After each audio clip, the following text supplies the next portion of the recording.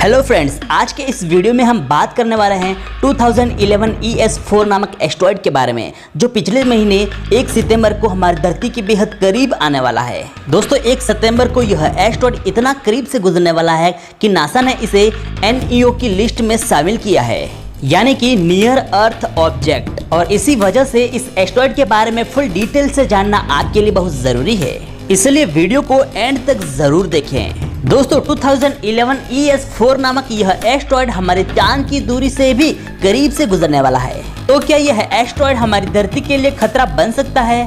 क्या यह एस्टेरॉयड हमारी धरती से टकरा सकता है? 2011 ES4 यह एस्टेरॉयड एक अपोलो श्रेणी का एस्टेरॉयड है और इसका डायमीटर लगभग 25 मीटर का है, यानी कि इस एस्टेरॉयड का साइज लगभग 82 फीट लंबा चौड़ा है। और दोस्तों, आपको बता दें कि यह एस्टेरॉयड 13 मार्च 2011 को हमारी धरती के बेहद करीब से गुजरा था और इसके बाद मार्च 2011 के बाद इसे आज तक नहीं देखा गया।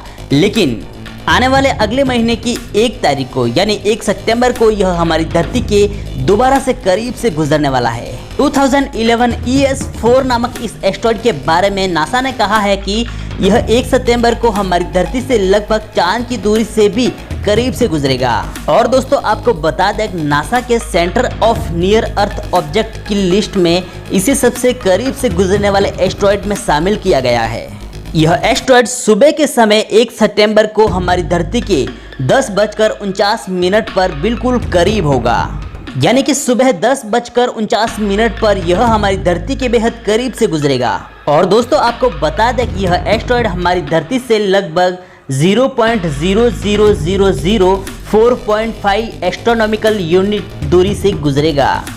दोस्तों, अगर धरती से चांद की दूरी को देखें तो वो है 2,38,855 माइल्स। इस हिसाब से यह चांद की दूरी से भी बहुत ही कम दूरी से हमारी धरती के करीब से गुजरने वाला है। सेंटर ऑफ NEO ने इसे अपोलो श्रेणी में भी रखा है। और फ्रेंड्स, आपको बता दें, अपोलो श्रेणी में वो एस्टेरॉयड रखे जाते हैं जो हमारी धरती के लिए घातक साबित हो सकते हैं।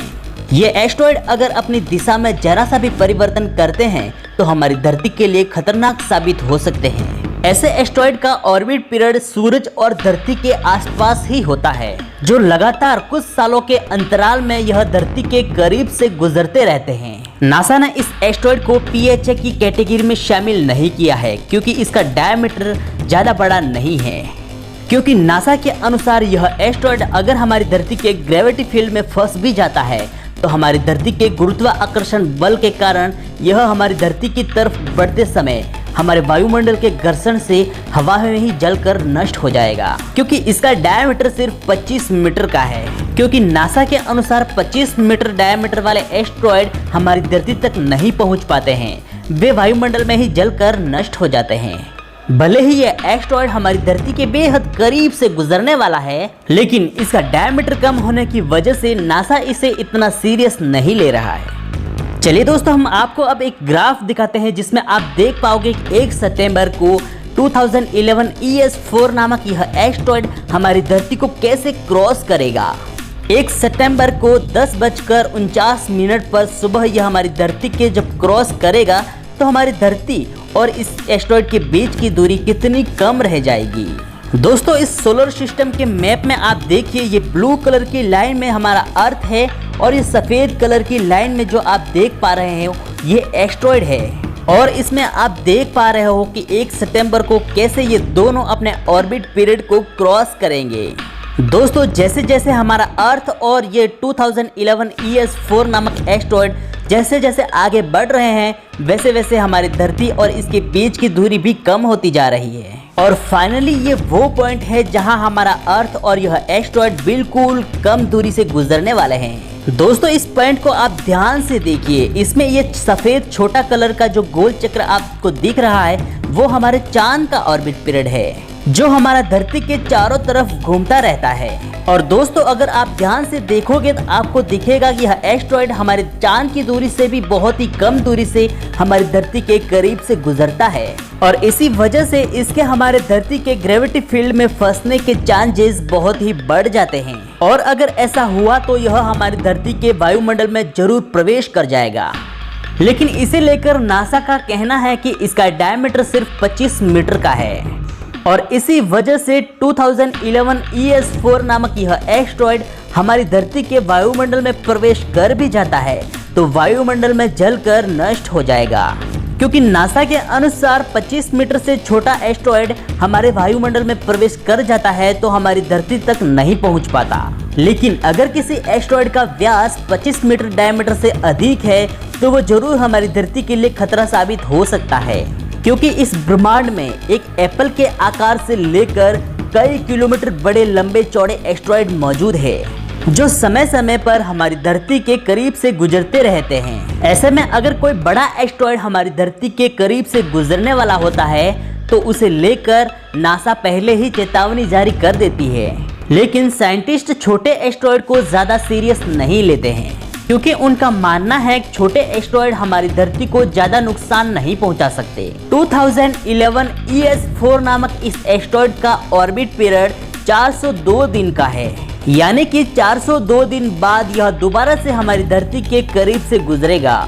चलिए दोस्तों, धरती पर खोजा गया अब तक का सबसे बड़ा एस्टेरॉयड जो आप इस तस्वीर में देख पा रहे हैं। जी हाँ दोस्तों, यह एस्टेरॉयड जो आप तस्वीर में देख पा रहे हो ये धरती पर खोजा गया अब तक का सबसे बड़ा एस्टेरॉयड है। और आपको बता दूं, इसे जिस जगह पर खोजा गया था वहां पर एक विशाल खड्डा बन चुका है और यह अब तक का खोजा गया सबसे बड़ा एस्टेरॉयड है जो USA में खोजा गया था। और उतना सा दिखने वाला एस्टेरॉयड धरती पर 1 मील से बड़ा खड्डा बना सकता है। तो आप अंदाजा लगा सकते हो अगर कोई बड़ा एस्टेरॉयड हमारी धरती से टकरा जाए तो हमारी धरती पर कितनी तबाही मचा सकता है। दोस्तों, चिक्सू नाम के एस्टेरॉयड के बारे में आपको जरूर से पता होगा।